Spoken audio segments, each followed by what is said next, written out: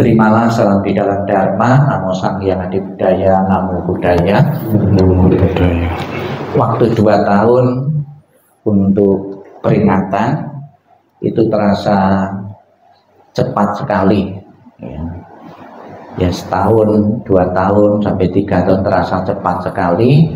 Ditinggal kematian dari Ibu Pollyanna.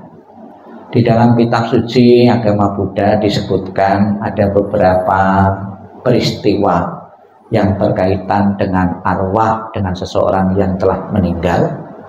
Baru saja umat Buddha di saat bulan Agustus kemarin, wihara-wihara mengajak memfasilitasi para umat Buddha dan para simpatisannya untuk ingat leluhur-leluhur yang telah tiada dengan upacara ulambana. Kalau di dalam tradisi yang lain disebut pati dana. Berdana memberi kepada orang yang telah mati.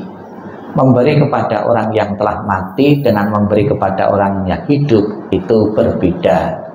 Kalau memberi kepada orang yang hidup itu di saat kita mempersembahkan makanan, memberi makanan langsung bisa dikonsumsi, pasti akan berubah. Buahnya ya kalau dikasih yang hidup pasti berubah, makanannya juga berubah dari jumlah maupun kualitasnya. Tapi berdana memberi kepada orang yang mati ya di saat peringatan ini, atas pesan keluarga ya kita mempersembahkan sajian makanan-makanan di meja altar leluhur ini, buahnya tetap karena yang didanakan, yang diberikan adalah orang yang telah meninggal. Orang yang telah meninggal tidak memerlukan lagi makanan fisik seperti kita ketika kita masih hidup. Namun bukan berarti buah-buah maupun makanan yang disajikan di meja altar itu tidak ada nilai manfaatnya bagi yang telah meninggal maupun bagi yang mengirim atau yang menaruh.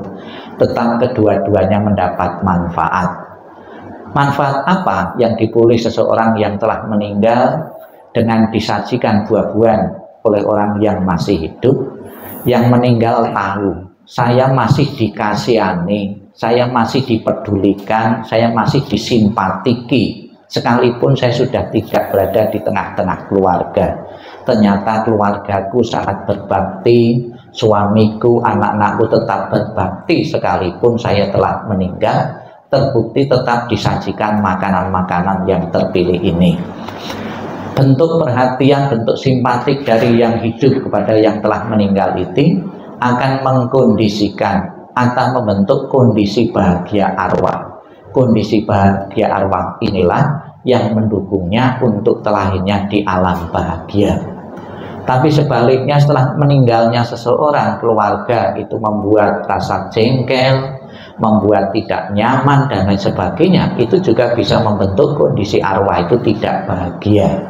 Jadi pelimpahan jasa pada dasarnya adalah kita merangsang dari leluhur-leluhur yang telah tiada meninggal agar memiliki perasaan bahagia. Perasaan bahagia yang itulah yang diperlukan untuk membantunya dengan kebajikan yang diperbuatnya sendiri melalui pikirannya, mengkondisikan untuk terlahir di alam bahagia. Bagi yang mengirim keluarga yang masih hidup mendapat manfaat, mempunyai kesempatan untuk tetap menyatakan bakti dan hormat.